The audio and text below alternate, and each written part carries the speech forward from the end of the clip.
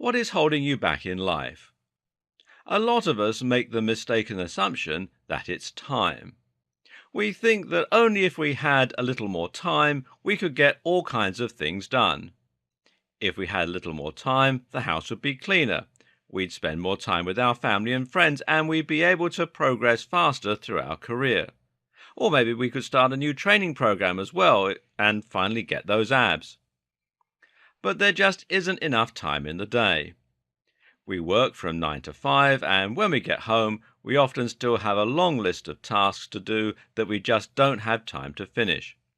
And that includes checking the mail, paying bills, making dinner, washing up, and hopefully getting just a little bit of time to spend with the family. Man, if there was only more time, right? Well, actually, time is very often not the problem. Rather, the problem comes down to energy. Think about it. If you really don't have any time to do anything, then how are you able to watch that entire box set of Game of Thrones recently? If you really don't have time to do anything, then how come you've been finding time to play Uncharted? If you genuinely work and busy yourself from first thing in the morning all the way up until bedtime, then the answer would be simple. Get up earlier or go to bed later. No, that is not the problem. Instead, the problem is energy. Time management isn't the only big deal here. Energy management is just as important. If you can't effectively manage your energy, then you're going to find that you can't make full use of your time, and that is a problem. What probably really happens when you get home from work is that you collapse onto the sofa and watch TV for a bit. Or maybe you just procrastinate a little by not really doing anything much for a short time. Either way, you could be working. You could be working on that amazing novel. The issue is not your time at all, but rather it is your energy.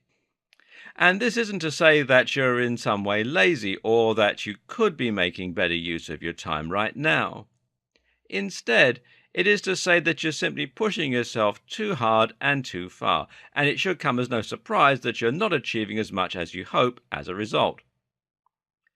Energy is something that most of us ignore.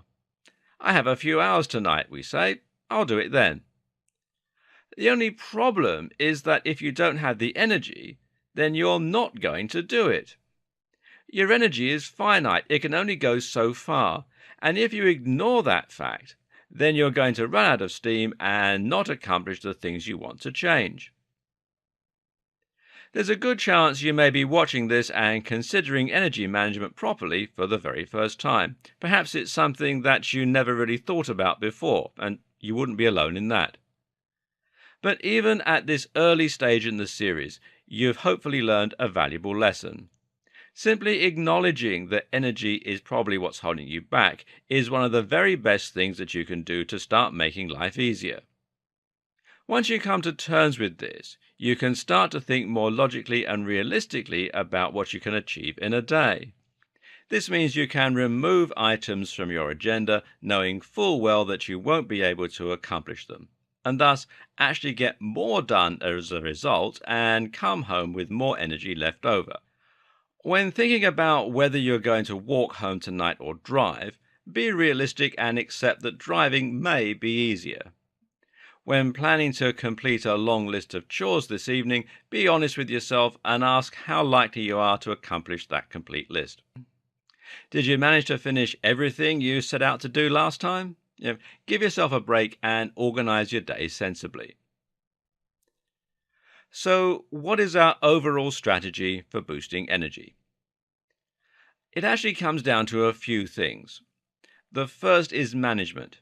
Managing our time better and thinking about how much energy we're likely to have in a given day and what we actually want to do with it.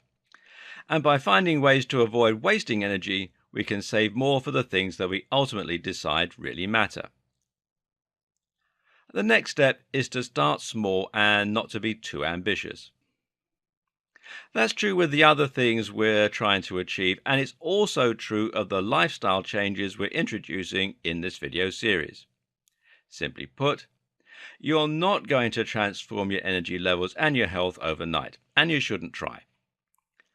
Work up to it slowly and be smart about how you're raising your energy.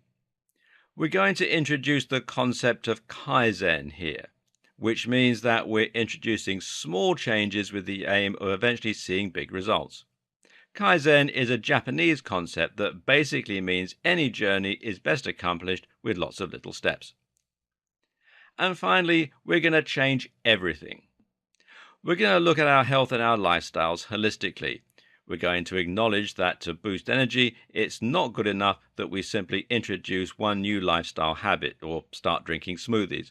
We need to rethink everything.